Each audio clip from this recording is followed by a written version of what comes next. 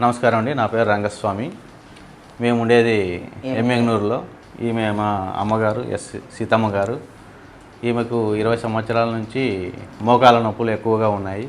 నడవడానికి కానీ కూర్చోడానికి కానీ చాలా ఇబ్బంది పడేవారు. 1 సంవత్సరం నుంచి ఆమె బెడ్ రెస్ట్ మీదే ఉంది. కింద కాలు పెట్టడానికి కూడా ఆమెకి కాళ్ళలో బలం లేదు. గొజ్జు అరిగిపోయిందని చెప్పినారు. చాలా డాక్టర్ల దగ్గర తీసుకుని వెళ్ళాం, కానీ చెకప్ చేయించినాము. ఆపరేషన్ చేయాలని కొంతమంది అన్నారు. ఇంకా చాలా విధాలుగా ట్రీట్మెంట్ తీసుకున్నాం, కానీ ఎక్కడ తగ్గలేదు. ఇక్కడ ఆర్జేఆర్ హాస్పిటల్ మంజుల మేడం గురించి తెలుసుకుని టీవీలో యాడ్ చూసి మేము వచ్చామండి.